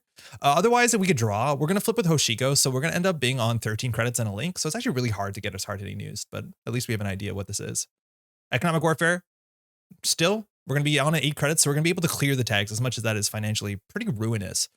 Floating 1 tag is okay, and they can recover from this relatively easy. If that's a Rashida Yahim, let alone they have 2 bigs to fail in the list. So we can clear 3 tags. We can also install the liberated. We want to make sure that we have at least 4 cards in hand if we're clearing 3 tags. So the game could be over as soon as now. Again, I don't think the Engo is worth it. That actually those 2 credits are really important, let alone the click. So I think we probably just clear 3 tags, draw 1. Unfortunately, our economy is going to be absolutely gutted. But this plays around end of the line, and this plays around boom. There it is, a Rashida again. That was the fork that we just had 1 too few cards to check the table again. Now they're going to be refilled. They're up on 8 credits. We're down on 2. We still have a tag, but they need to push out quickly here. And they're doing really well. I think we're going to be basically out of the game. That early aggression, again, that Engo is not right. So how do we get back here? We can't really do too much. I think we just have to draw up into like a Deuce's Wild would be good. That's actually a really nice card here. I feel like at this point, this game is going to go kind of out of our hands unless we moshing away some of our economy. We're actually kind of close to playing Liberated, which is going to be the biggest recovery card we have here. So I'm going to get rid of these 3. We just need to make sure we have 4 cards in hand at all times. So we can drop once more. Dirty Laundry next turn is okay. Maybe they scored a 3-2 agenda here. We can just gain a credit. Next turn, we can put that into Liberated, clear the Liberated, and clear a tag if we need to. But it's up to them to go really fast. Second Rashida is as fast as you can ask for. They're on 11 credits. They probably have another hard-hitting news. Again, I don't know if they're on Gaslight. Again, this might not be exactly the deck list of the week, but it could be something very similar. And so the idea is that they're trying to focus government subsidy on 16 credits. They can res some of the biggest ice in the format. A single advance there would be really scary. If they score out just an above the law, we're in an awkward spot if they trash or liberated, but it might just be an Atlas or even just like a, what's it called? The one that we have to trash, the super deep borehole. We'll just clear a tag. So if we get above the law, 3rd Rashida, we got to run HQ. They probably have so many agendas in there. They're maybe looking for ice. Maybe they just are really bad, but 3 Rashidas in a row, 20 credits to 6 is not great. And the thing here is that this could be a Trebuchet one of the ice that you're expecting to be in all of these outfit decks because it gives bad publicity. That's really hard for us to deal with. We generally need a boomerang, maybe even a botchless gets us most of the way there. But it's hard to deal with bulwarks too, which end up trashing your programs. Server 3 could be Gaslight. I think we can let this go through. Again, they're going to be discarding cards. Server 3 actually maybe just a Spin Doctor if they're discarding here. The problem is if we get accesses here, I think we do. I think we do have to run here. We're weak to Punitive as well, and I haven't seen Punitive in a long time. I don't want to remove a counter here because I do think there's a Spin Doctor. There's an Above the Law in there. Maybe there was a Spin Doctor, but we've just run. We've seen they thrown on another Economic Warfare, so they definitely have hard-hitting uses in hand. There's no more Drago in the format, but getting our credits up seems really important. As much as we can get up, we can get up pretty high. We'll draw once. Don't want to Steel Skin. Actually, we could just Steel Skin. The 1 credit probably doesn't matter. And here I'm going to do Liberated, so we don't lose it to Above the Law. We're going to flip 2, so that's 2 more credits. So we're 18 to 20. We had a huge comeback economically. If they're scoring something on the table, it's just a 3-2 agenda. And this is the 1-3-2 agenda we're really worried about. Second ice on server 2, I think we have to go HQ. Single advance, that could be an Atlas with a counter, which is the world of difference here. So if we botchless HQ and run it, where I do think there are definitely agendas in there, that can be kind of scary. We're pretty sure this is not a Spin Doctor. I'm not actually sure what this is. But the botchless here is like, it doesn't deal with Trebuchet well. I think we can just face check. Because if it is a Trebuchet, we just lose the Enga, which is like not bad. If it's a Bulwark, we just lose the Enga, which is not bad. It's just an Afshar. Okay, that actually does botchless really well. So we're going to lose 2 credits here. We do want to get in, I think. So I think we just botchless run back, and then we can sure gamble last click. It's going to cost us more money. Maybe we have some recovery here. And here we get an Enga, which is nice. So we can only break 1 subroutine on Afshar if it's on HQ. So we're going to break the one that ends the run. We're going to lose 2 credits anyways. Eventually, this gets easier to swallow when you get bad publicity, but they haven't given a single bad publicity yet. Enga actually lets them throw out an agenda, so they access on HQ in theory. Okay, we got that. Could actually be worse for us. But I'm just going to keep our credits up because we're assuming hard-hitting news. And at least we have a Deuces Wild, so we can clear some of the tags a bit easier. Atlas with the counter. There you go. That allows them to find the piece that they need when they need it. We have a Gachapon, which at instant speed can get us. We have 1 more Dream Net. It can get us Fermenters, which is pretty good. I have no idea what server 3 is. I'm actually kind of interested. But I think we can run HQ as a start. We'll get the Gachapon down first. Ideally, if we have bad pub, this is a bit better. Enga is unique. Let's get the Enga trash off of HQ. We can get the access for 2 credits. Checking archives might be reasonable. Again, that might not be a Spin Doctor considering they let us do this before. We have to pay attention to where they're sabotaging from. That's a Spin Doctor. We'll trash that. I think there might be another one there though. So that Enga came from top of R&D. Wow, okay. So I think we will check archives. They definitely have combo pieces in hand if they don't want to. So there's the end of the line. So obviously they're trying to tag us, no surprise. And we got a Trebuchet trash there, which is relatively good. Okay, let's keep drawing. Draw 2, gain 3. We need to keep our credits up because of hard-hitting news. We know 2 Economic Warfare are out, so we're probably only going to be as low as 8 credits next turn. I'm just going to click for a credit here and discard a card. Next turn, we can play the Liberated accounts. Maybe we're not running, but we have to figure out how to contest the remote server sooner than later. But we definitely don't want to last click install this and go low to credits because then hard-hitting news gets us, let alone maybe they're on public trail. I doubt it. Card in the remote server. Again, they can always pull a combo piece at instant speed. This could be a 5-3 agenda. Again, they have a bunch of ugly 6-2s in their deck, which they can't be happy about. Enga has just been getting accesses off the top of R&D, which seems relatively good. Unfortunately, in terms of access to breakers, we only have a Black Orchestra, so we can't deal with Trebuchet and Bulwark, which are 2 of the like really big cards you're expecting in the bad publicity matchups. So we could boomerang that. We could go HQ. We don't know too much about HQ. Getting the Liberated counts, getting the Gachapon down might be okay. If they score this, they're potentially on game point, where if they have a 3-2, this is a 5-3. Maybe they're on 5-3s. I doubt it. Maybe it's the one of Global Food Initiative that sneaks into the list. I think we just need to get card draw down and we need to get credits up. So we'll do that. And then last click, we'll put down a Gachapon and we can pop this at the start of turn to maybe get something good. I think worst case for them, that's this. Oh, it is a food. So now they're in game point. So they can pull a 3-2 from their deck and pull the Audacity with Atlas. So we lose this turn. So we can no longer really respect anything. Oh, I was meant to do this at the start of turn. That's okay. Paperclip. I guess that's what we're getting. Again, getting the Fermenter down. The game's going to be over sooner than... Oh, these are cards we're shuffling back. Let me redo that. So shuffle back the Boomerang is good. Liberate counts as a bit too slow, but I think all of these are too slow considering they're on game point. One more time. We got it. Okay, so we just need to get as many axes as possible, as quick as possible. The Enga might not matter. So I think we're just going to run HQ, Boomerang R&D, run R&D. But unfortunately, we don't have any burst access, so we have to get really lucky here. Black Orchestra? No, we don't need that. This is super fast. And again, it's such a different thing when you're asking runners to find and install their right breakers when, Endurance used to get through most of this. Trashing the Boom just lets us see another card. If we're running back, it's not that we're worried about the boom. We're worried about Atlas or any 3-2, which there's 2 more probably in the list into Audacity. So getting cards out of hand technically matters. We can run HQ again. Again, they can always pull like hard-hitting news with this, which if they do, like, that's fine. At least they're not pulling out fast advance. We're assuming there's hostile takeovers as well. So if they score a hostile takeover, they can use the Atlas to pull out the second hostile takeover. They're usually on 3, if not 2. All right, we're only on 6 credits. It's a bulwark. That's the one we're expecting. So we can just run R&D here. I think worst case scenario, it's I think a bulwark or a trebuchet, but that's fine. Like we just can't, I don't think we have the time to put down the boomerang. Considering it, no idea what server 3 is. Single access off the top, border control. Okay, so that's probably it. We can't go back HQ. We actually could. It would cost us all our money. So I think we're just gonna probably liberate accounts for hard-hitting news safety. But I think with the 1 boom trash, I think we just need to draw into a potential like another win condition. We get our Hoshiko flip 2 credits on a card. So here, if they have a 3-2 or they have the Audacity, they just pull the other piece and we lose as soon as turn 9. I think with no breakers, we could contest their remote server. There's an economic warfare. Oh, cool. So they're going for it. So we actually could have liberated accounts there. But it looks like they're going to fork us between hard-hitting news and the remote server. With 5 credits, there actually isn't any ice that we're really scared about of them being able to run. And they don't have the, the Project Alice token anymore. So I don't think we're that worried about it. I think server 3 easily could be a gaslight, but I think here the chance of them having another copy of in hand is unlikely boom. So here we could dirty laundry HQ to start. That means we would duck some of the Afshar. So we would get in. We have no credits though, so we can't trash a boom. So if we see the boom, we just have to go back. I think that's a good start. And we're just going to end up floating the tags because we have to make sure they don't draw boom, which means we have to check for gaslights. But on 3 credits, there's very little ice they can res that will end the run. So I think we'll start with HQ. It's Afshar. So we'll break that.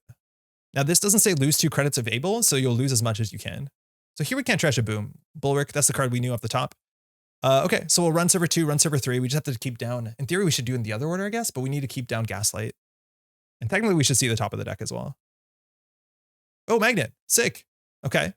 So now they're on 0 credits. So even if they get a gaslight, they would have to do gaslight. It would have to be boom into we're actually a credit short of this. Boom into too big to fail. So we're 1 credit short of that. So that will end the run.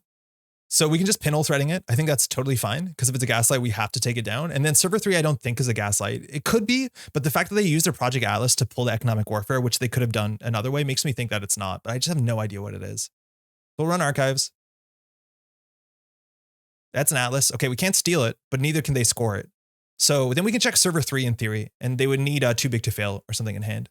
I do think this might be a borehole. It's a snare. They can't fire that. That's pretty cool.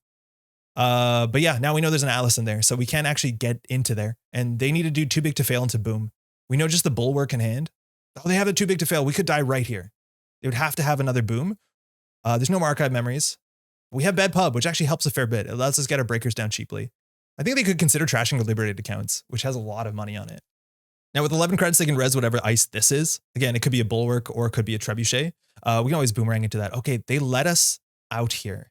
So they don't have the boom in hand. Otherwise, they would have killed us. So the boom could be on the top of the deck. We know there's an Atlas in here and they can score it out, which would win them the game. So our goal is obviously to get through this Atlas. We have Black Orchestra, which we install for 2 credits with bad publicity and break for 3. So we need 5 credits for this. So the best we can do is liberate accounts. That'll put us on 7. Then we can put the boomerang on this and then run. That gets through everything.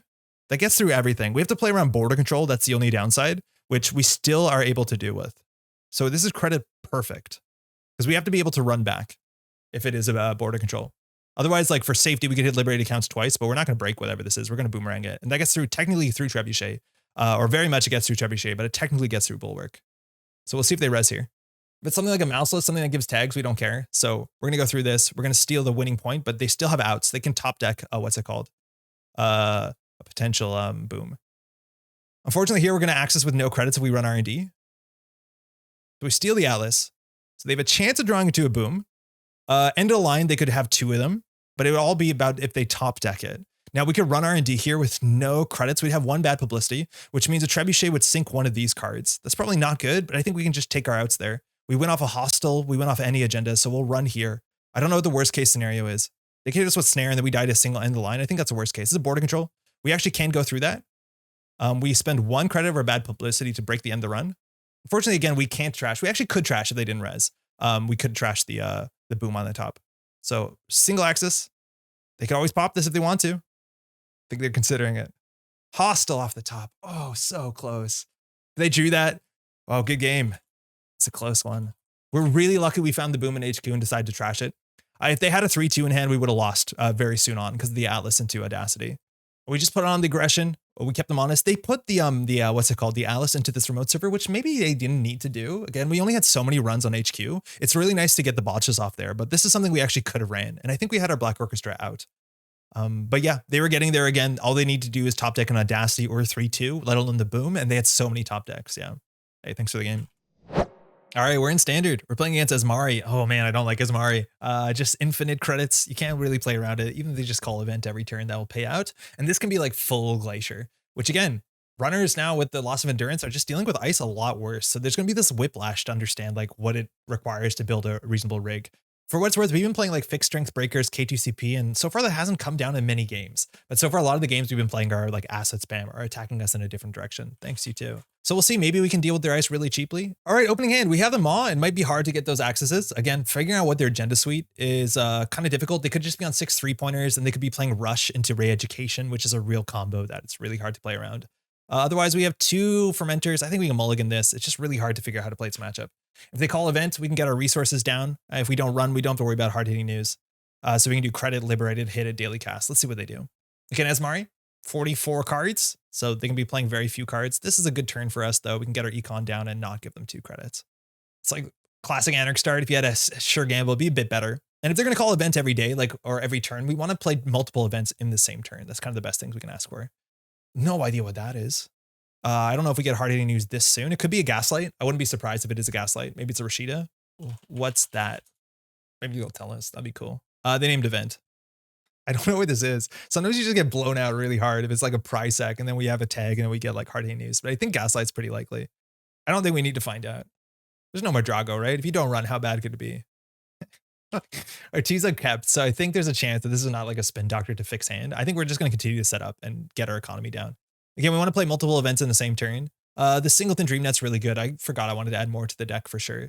But we'll just keep our economy up because we can't interact if we're respecting hard-hitting news. This actually could be the Azmari list that won UK National. It sounds like a really cool list.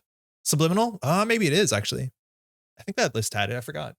Oh, it was a spin doctor. Okay, so surprise. Card and remote server, advance. So this could be the NAPD Cordon list. How quickly can we deal with this remote server? That's the question. I think we can just do, it could be an NGO front. They're still calling event. I think we'll take our money, Gachapon, run it. We could, in theory, put down the Buzzsaw or more likely the Black Orchestra first, but in theory, we might have a chance of hitting a Botulus here, which we can always get through. It's a fun house. We'll just let that fire. It's expensive. I don't know. I hope it's not quantum predictive. NGO, that's the nightmare. Ugh. That's okay. That makes sense. That's a really expensive face check for us. Admittedly, they ended up paying 5, getting 5 back, and they spend, credit and advancement. So it's okay, but we end up spending just about a bit more to deal with this. I feel like Funhouse is so good, and it's easy to find cards in your deck to deal with this, whether you want to play Hush, which I think is pretty good, MU barring. Can we run it again? They name an event. Can we run it again? This breaks it for 3, so we spend 6 instead of playing 4. Depends how often we want to run through this. Just gonna go. We could have Botulus that, actually. We still should have checked for Botulus. Yeah, we should have done that last turn. It saves us 4 credits. So cards to shuffle back. We'll do Liberty Counts. MK Ultra, maybe. Moshing is, Puemo is great. Moshing is okay. These are events, though. I think it'll be easier to mosh than anything else. Removing MK Ultra from the bin, that means we only are on Begalter. I don't know what sentries expect. So we'll take a tag. We still have money to steal Bologna. Immediately, once we do that, we're going to be in a bad spot. Cursed. So we still have okay money. They could hardly use us. We haven't played an event yet to play around them. And if we install this, we can't clear the tags, but this might be, yeah, we could have Botulus that last turn. Totally forgot. But yeah, Botulus on Funhouse is the best way we can deal with it. You just put a Hush on it. You invested a lot to single ice, but hey, this is one of the more taxing things in the format. So 2 NGOs are out, which is the worst part is like there's a spin doctor here. And NGO front makes a lot of sense if they're on 5-3s. That's not the 3rd NGO, right? It can't be. They're naming events. I think we can just sure gamble here. Let's first run to see what it is. Oh, and also, wait, hold on. I think there's a big chance that this is re-education as well. So we just need to get something on the table. Okay, this is just so we have something on the table. So we'll take a tag. We'll break the Botulus. But if it's a re-education, we need to shuffle 2 things back. Shuffling this back is actually really bad for us. Maybe it's better for them to score this out than it is for us. There's no way it's a 3rd NGO front, right? Come on. Yeah, okay, it's a Bologna. All right, so we can steal that. We can give them the 2 credits. We can remove the tag. We are weak to hard-hitting news, but not that weaker than we were prior turn. And this is the one we'd rather score out. So this was 100% just to respect re-education, or sorry, degree mill, not re-education, degree mill, which says that we have to shuffle 2 cards back. If they're just running us through a funhouse every turn, like the dream net helps so much because we're getting a card and a credit at the same time. Planogram for 3 might be drawing for, I don't know, economic warfare maybe, but hard-hitting news is probably going to show up this turn. And we just have to sit there and clear the tags, and then they have a window. Immediately, we have to figure out how they score their last agenda. They could be on public trail into backroom machinations, but if they're only on 5/3s, yeah, there's a hard-hitting news. Like at that point, they have to just like, they have to maybe do an echo chamber. All right. Spend a lot on that. That's good. So we're just going to clear the tags. Their ability is only fired once, but it has had some control over the game for sure. Event. Okay. Deuce's Wild would have done it. That's an event. We're going to remove all the tags. In theory, we don't have to. We could have just removed some of the tags. We flip back though, which isn't the worst. And we can always like Dirty Laundry Archives next turn. Crack the fermenter, and then we're kind of back in it.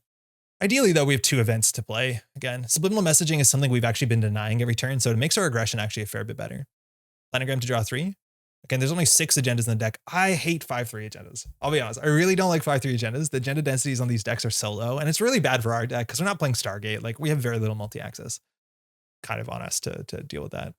This could be an echo chamber. Could be Rashida. I think all that's pretty well. They call it an event here. Okay, we're just going to have to draw up a bit. Moshing is good. Admittedly, though, these are, the buzzsaw is good if we have turbine. What are the code gates are we expecting? Not sure. An Archangel will be kind of bad, but people don't play that often. We can draw once here. Okay, so we have some moshing targets. Admittedly, we'd want to do moshing and dirty laundry in the same turn.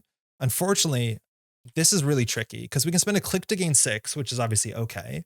But then we don't have 2 events to play in the same turn. And as soon as we discard this, our like moshing gets a fair bit worse. So running here is kind of bad. They've drawn a lot of cards, mind you. They've gone through half their deck. They've gone through 22 cards. So the chance of them having another hard-hitting news is really, really high. So I think we just click for credits here and discard the Black Orchestra, unfortunately, and maybe not mosh for a bit. The best cards we could draw into now are like, to some extent, Liberate and Daily Cast, just getting more non-event based economy because they're just kind of, they've taped down that event button, which I don't think is wrong. It's just kind of the nuance that Azmari EdTech I don't think is as exciting as maybe the designers might have thought it would have been. Archives is now iced up, so we actually don't have a good dirty laundry target. That's really important to know. Their ices are actually relatively taxing. NBN mid-range ice is really good. Like a funhouse here. IP block admittedly we're not linked up, so it would take us a while. I don't know what the upgrade could be. Maybe it's a La Costa. I think that would not be surprising. That works really well with the 5/3s. Otherwise, just a defensive upgrade would make sense as well. Event, no surprise. So we can hit this, go up to 10 credits. From there, we can consider face checking. We only have decoder though. Let's draw once. Are we moshing that? I guess we are. 1, 2. And what else are we getting rid of? Probably the dirty laundry. It's harder to play here than anything else. And then we can sure gamble. And now we're kind of out of the hole. We've so far only given them 4 credits. But we didn't want to get rid of our breakers, our fixed strength breakers. They're probably on Hydra, at least on Turnpike. So, and Bugalter is worth maybe considering. Maybe there's a virus there, but like we're starting to get our breaker suite together. And if we can deal with their ice cheaply, barring, you know, on encounter stuff like Funhouse, we're in an okay spot. So next turn, I think we can crack the Fermenter Run HQ. They've drawn a lot. Now there's only 6 agendas. They've gone through half their deck. So you're assuming there's 3 agendas in play. One of them might've been in server 2, but I think if they had a La Costa, they probably would have advanced it. So I think we have to put some pressure on central servers. Because again, next turn we're going to have 19 credits and then the link from Hoshiko once we flip. So we just kind of recovered there. Admittedly, we've thrown out 1 Ma. Not that we're excited to put it down now. So hopefully we draw into our Ma before the game is over. Credit. Advance. Okay, cool. So this could just be like the re-education combo. If we see a Neurospike in hand, we kind of just lose if we can't get in here. And I think that's actually a big chance that this is re-education into that's a Malapert, right? So if it's a re-education, when they score it, they can flush their hand and then redraw. We don't redraw, which means that they have a single Neurospike in hand, we lose the game. The question is, how do we get into server 2? We can probably do it, but they need to get another advancement on it. Yeah, sounds about right. So you would need multiple seamlesses in hand. You need multiple seamlesses in hand. So they need a seamless because they have to score this out with an advancement left over. And that's a La Costa that kind of works, but it's more likely to be a Malapert. So we have to run this turn. Access to breakers, we can maybe get a paperclip from Gachapon. It's better versus no boat, I believe it. So I think we just have to run this. This can get us another Botulus in theory, but just a paperclip in a pinch. And if it's a defensive remote server, it's a border control. So we have to run this twice. So we have to get a paperclip here. Botulus does it. It's not elegant, but it does it. So we'll shuffle back the boomerang, the liberated counts, and what's it called? We're gonna end up tag though. That's the only downside. I don't know what their tag punishment is. Like we're gonna get tagged no matter what. So it's in theory also like pinhole threading. The Malapert could do it. So steel skin. What do we want back? Card draw is good. Economy is like kind of okay, and we're gonna try and avoid playing events. We'll do that. So we have to go through this. We have to break the end of the run. So they'll get 2 credits. Now I don't know if they're on tag punishment. So this, we take a tag. We're not gonna do that. We're gonna break this.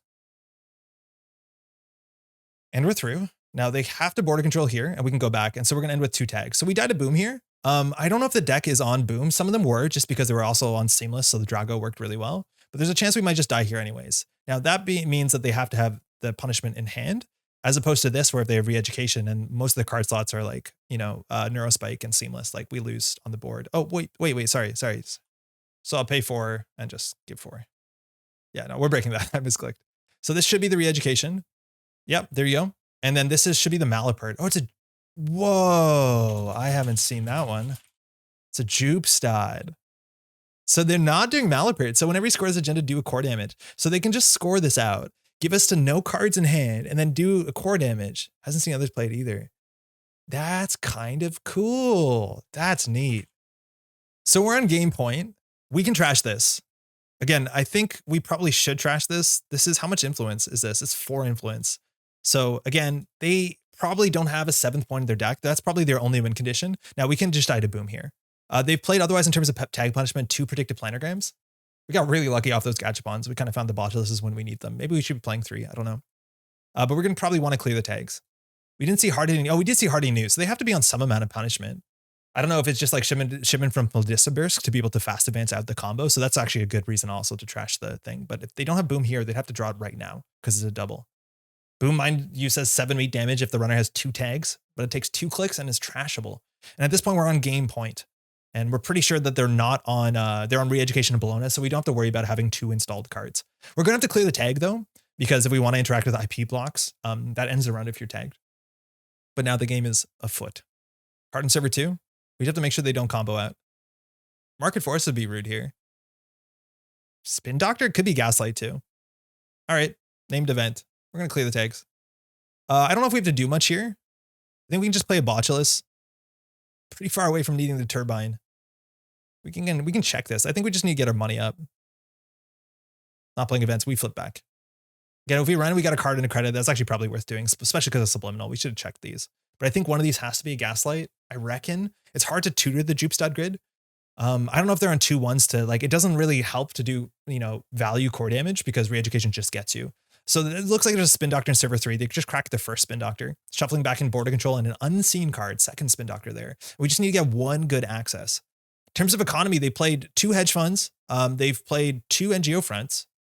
So I don't know what the burst economy is. Maybe they're on unequivalent. I'd be really surprised if they're on unequivalent exchange. Second ice. Okay, they have to push out here. And if that's a Jupstad, like all we have to do. Okay, so we could lose this turn in theory too. So could be NGO front. We can trash this hand. I don't think we're going to be installing all of these cards anytime soon. In terms of breakers, we have no Botulus more. We have no more Botulus, but we can just get a different hand here, which might be relevant.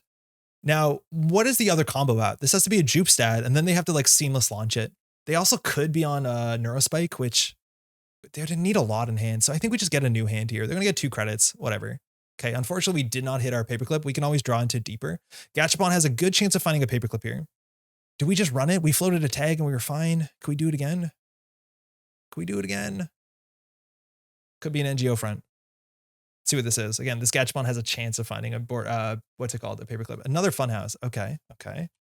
So we didn't dial a turn ago. Now they did draw a bunch more cards, but we know we can go through this and end up with taking 3 tags.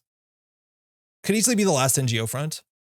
Paying 4 here is probably better than clearing the tag. I don't know. Is there any tag punishment we carry that's scaling? Psychographics, but I think they're on shipment from Melissabirsk. So we could just end the run here. I think if we end the run here, they probably just don't have enough money to combo out, and I think that's fine.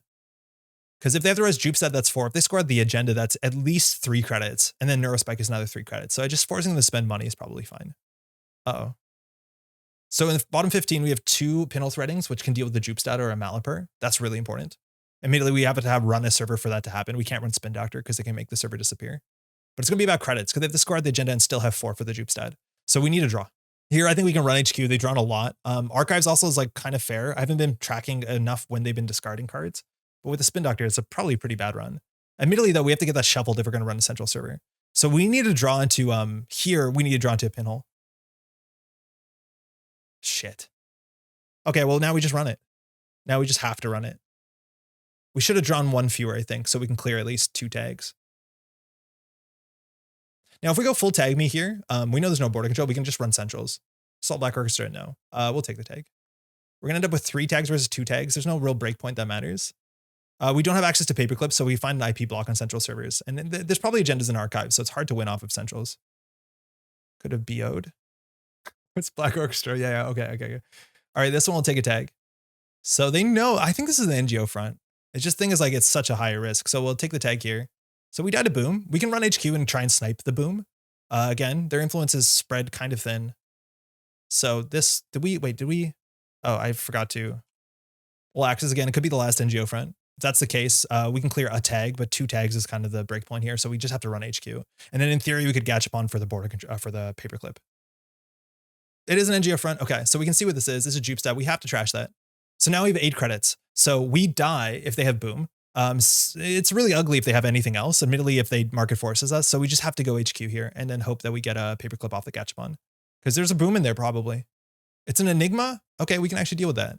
So there's no reason to gachapon. We'll Black Orchestra, break for 3. So we have 1 chance of hitting the a boom here. 1 in 5. Or stealing an agenda. We just can't steal Bologna, which is the ugly thing. Hard hitting. Okay. Shit. That can't be good. So we're really tagged.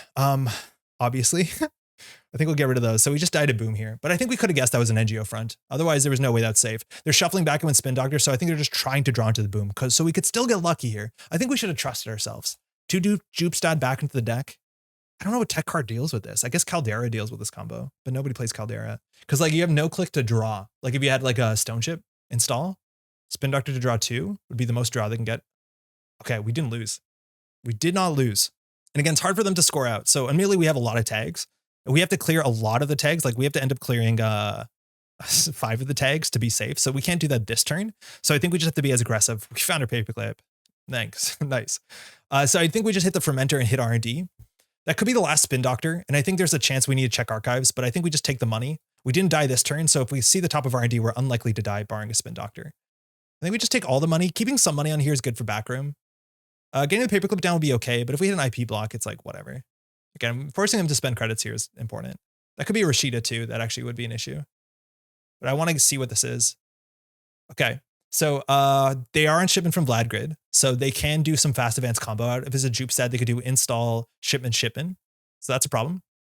And for that, they need 2 credits, 6 credits altogether. So we didn't draw into a pinhole. We have 2 pinhole and 10. So pinholing actually would potentially trash either Rashida or a Jupe stat. So I think we can run R&D. They did Ice HQ, which makes me think there's something in there, but that could just be bait. But I think if they're on Jupe stat, maybe. Now, cool thing is like checking this is free. So like, why not, right? Yeah, why not? We can install the Maw. Installing the Maw is kind of cool, but then we mess up the whole turn order where we should have done that first. What does this get us? Nothing, right? It thins our deck, so it makes it easier for us to draw into pinhole. That actually, like, if we were min-maxing, that should have been right. We should have used this to just get cards that are a deck, so we're more likely to dream net into the pinhole. But, like, why pinhole this? The amount of tags we have doesn't matter. We'll just take a bunch of tags. We'll break this one, because why not? And Maw is the first time you access a card non-archive. So actually, we could Maw here, but I think we're just going to run HQ. With 6 credits, I don't think there's anything that's that bad. We have to trash Jupe stats. We have to trash Rashidas. The Jupe stat, we have to trash that. So they can't combo us. The question is where the boom is. So we're just gonna check R&D. With 8 credits, we probably can get through anything here. I think IP block's the worst case. And then if they top deck the boom, we're in a bad spot, or they can draw once. We also have 5 credits. It's super important to keep Bologna credits up. So again, if they res something big here, which I don't know what they would be, they don't want to res fun houses.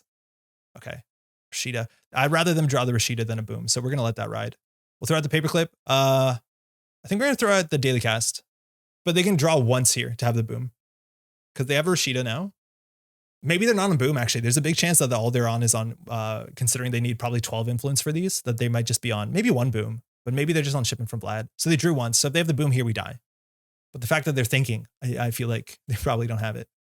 So that's the only downside of getting the Ma down, is that we're going to struggle to interact with Bologna. Probably the Rashida. Us spending a click doing that is probably fine for them.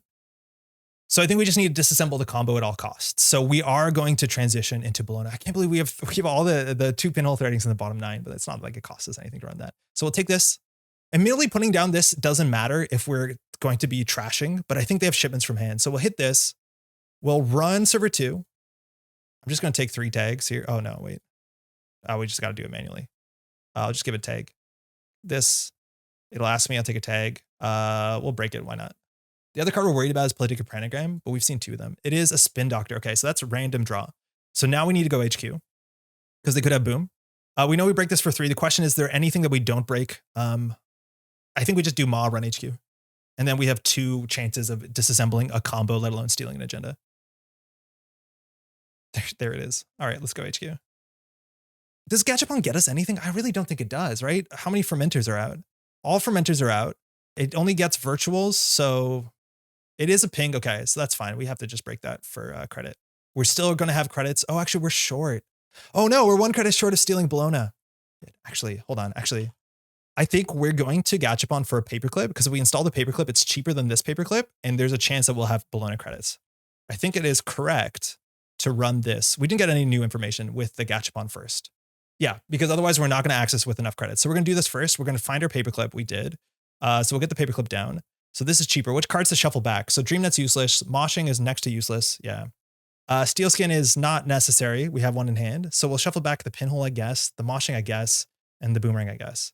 So that's fine. So now we're going to be able to access with credits. We're good. So now we have 6, so we can steal Bologna.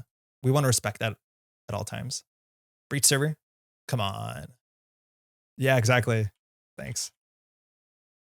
Access an Enigma, hate it, but we do get a Ma. We didn't hit the Enigma, which is good. That's always really good. But we still died to Boom here.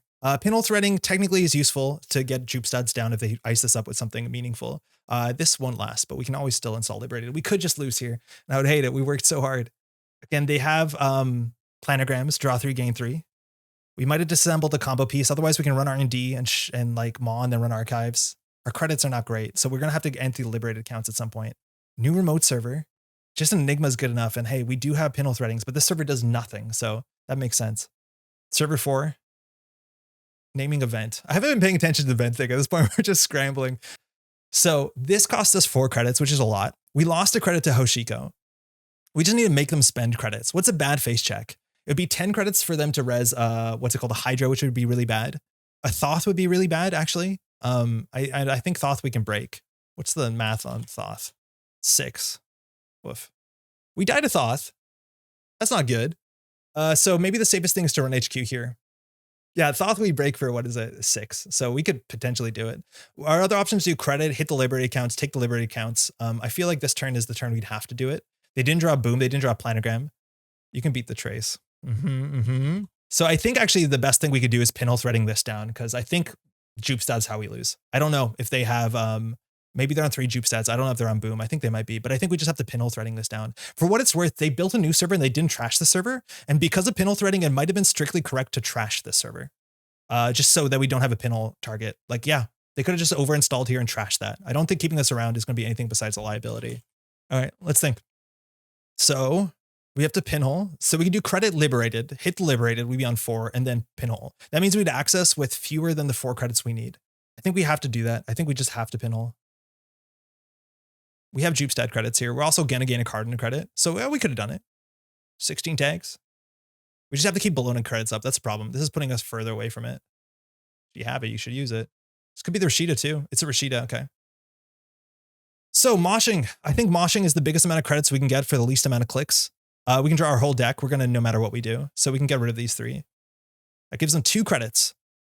So we can now, I think we have to run HQ. The problem is that this is 4 credits. If we install, we're 1 credit short. We're 1 credit short. No, we can do it. We can do it with Deuces Wild. So we think there's a Bologna in HQ. It's very likely. Otherwise, we have to get the Ma trigger at all costs. But if we put the Boomerang on the Enigma, we'll put it on 5 credits. And then if we run this, we'll be on 4 credits while accessing. So the only way that we can do this while also having enough credits is something like this, I think. So we have to get the credits first. We have to expose an ice and make a run. And this means we'll have exactly enough credits to steal Bologna. So let's see what this is. It's a turnpike. Okay, that ice we can run through. And we'll run HQ now. Anything to respect Bologna. Again, we need access with 5 credits. Any access we take that we have fewer than 5 credits is a huge problem for us. And again, we might just maw here, but if they top deck a boom. Oh, huge, huge, nice. Good game. Man, bending over backwards.